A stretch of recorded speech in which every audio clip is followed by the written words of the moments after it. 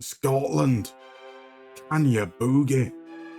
FM26's World Cup update is here, so I asked members which nation should I manage using analytics, and the result was inconclusive. That means I got the tiebreaker, so it's time to dust off the tartan and crack open an iron brew.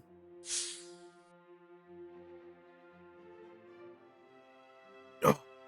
Now this isn't Moneyball. There's no budgets to worry about. It's just plain analytics. But there's a problem.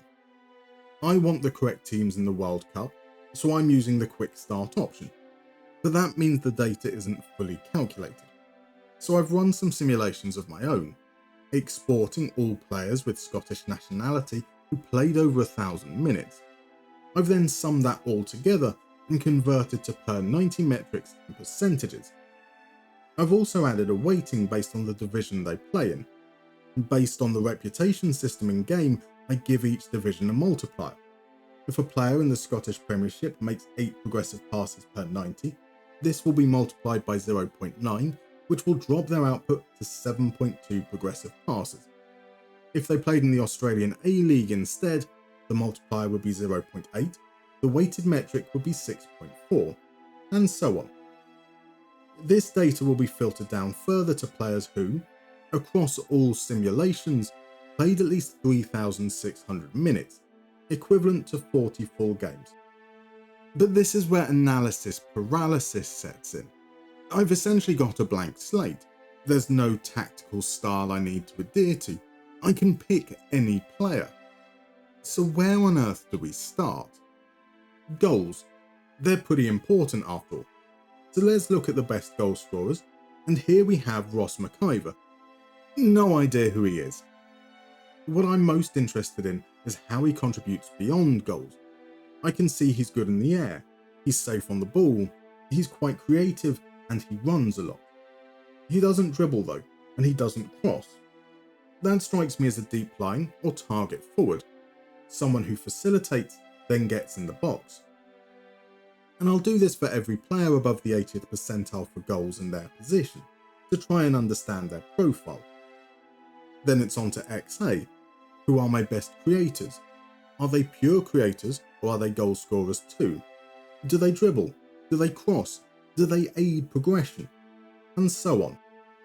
I'm not going to pretend it's anything other than long and tedious, but that's kind of my MO.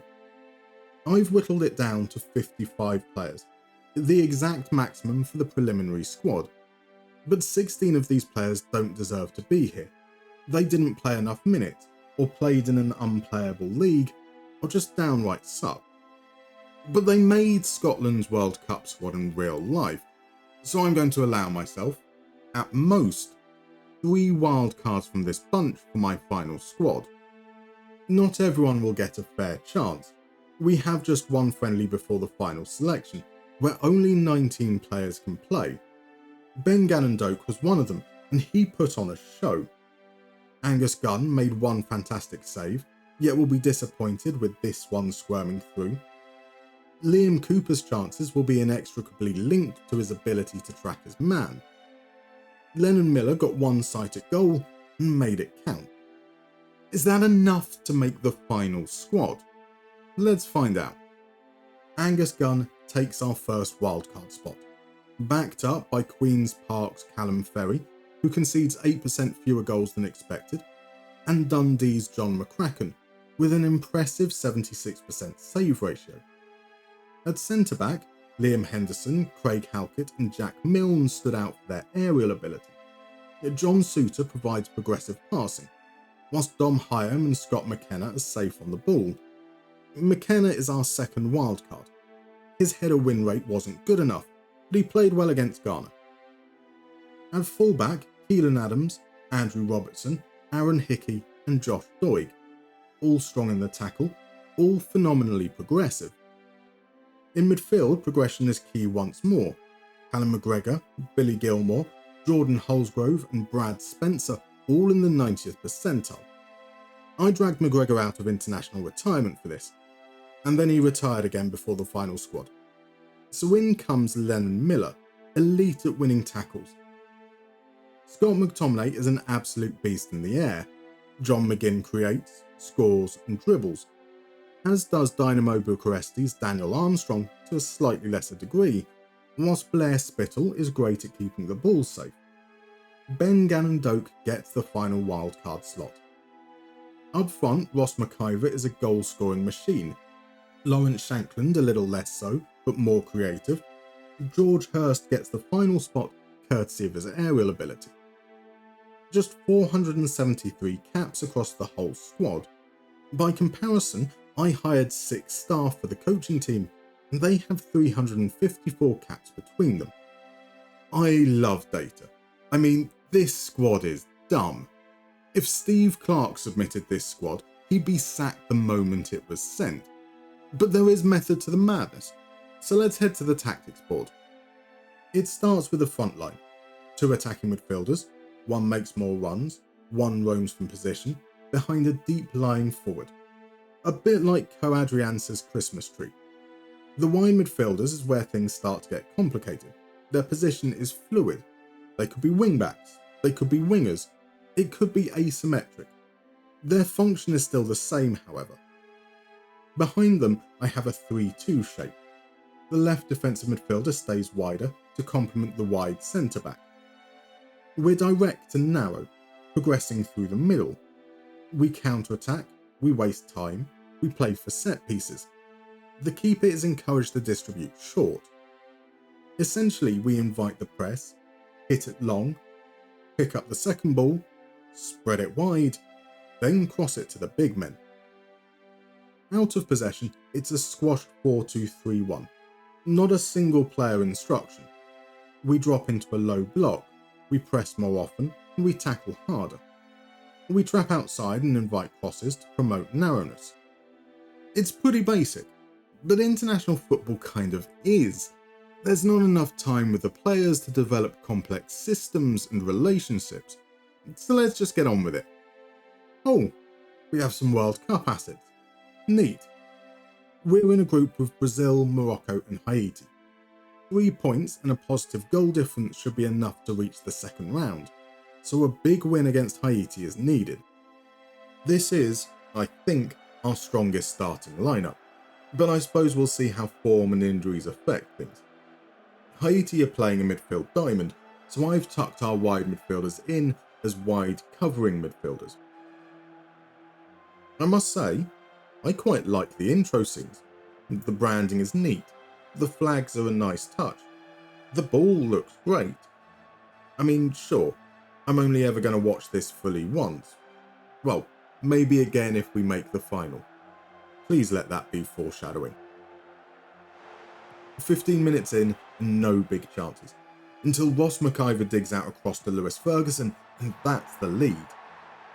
On the half-hour mark, it's John McGinn's time to surge forward. He checks back and finds Ross McIver to make it 2-0.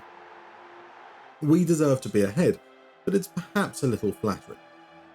I expect defeats to Morocco and Brazil, so we need to rack up the goal difference here. Gannon-Doak tries from distance, but it's wild. With 3 minutes remaining, some quick interplay seems Armstrong slip in Robbo, and that's the third. A comfortable and fair win. Morocco next, and their 3-4-3 means I've switched to trap inside, as we have huge numerical advantage in midfield. Our lineup is unchanged from the opening game. We dominate the early exchanges as Scott McTominay feeds McIver, but he can only hit the post. Morocco rally, with Mazraoui surging forward, beating Ferguson not once, but twice before drilling low past Gunn. With half-time fast approaching, McGinn hits a hopeful ball forward for McTominay, who somehow generates enough power to head home. Neck of a rhino. On reflection, a fair scoreline. No one's quite dominated. We once again start the second half brightly. McTominay's sumptuous through ball finds Gannon-Doak, and he puts it on a plate for McGinn. But Morocco respond. Hakimi drives forward, whips in a cross. Bullshit penalty. It's El Ainoui versus Angus Gunn. It's 2-2. And that is how it ends. A fair result, and better than expected. Our final group game is Brazil. This could get messy. Ganondorf has earned a start, McGinn shifting further forward. With 4 points, we should already be through. Midway through the first half, and a throw-in leads to a Robbo cross, and McGinn header. We're beating Brazil. And we have no plans to relent. Gilmore's corner, back in by Ganondorf, and Sutar makes it 2-0. Not even a hint of offside. This is ridiculous. It's not even undeserved. Brazil aren't going to suck all game though. Douglas's cross finds João Pedro at the back post, but he can't keep his header down. A last-minute corner and a chance for a consolation. Gabriel duly obliges. It was too little, too late, and we've pulled off an absolute coup. Astonishingly, we top the group. England bottom theirs. They join Mexico and Japan amongst early casualties. Next up, Sweden. A front line of Kulu, Izuk and Gyökeres looks pretty tasty. I've brought in Shankland and Spencer for a bit of rotation. Sweden start on the front foot. A delightful ball sees Nanasi released down the channel. He cuts it back and wow! What a finish from Kulusevski. McTominay's injured in the 9th minute. Hopefully nothing major. It takes a while to get going, but a 30th minute corner breaks down, and we're able to work the ball across to an unmarked McGinn, and the tie is level. No less than we deserved. Sweden scored from their only shot in the first half. Another second phase of a corner sees Halkett pick out Ganondorf. His header across finds Ferguson, and we have the lead. That's enough. Sweden rarely troubled, and we're through to the round of 16. Just need to check on McTominay, and that's his tournament done. More big names fall. Germany lose to South Africa, Brazil to France, Argentina to Uruguay. We face Ivory Coast. Gilmore and McIver return, but Ferguson replaces McTominay. Ivory Coast play that narrow 4-4-2 we've had joy against previously. We want to get off to a good start, and when Ganondorf slipped in Ferguson, his cross was swept home by McIver.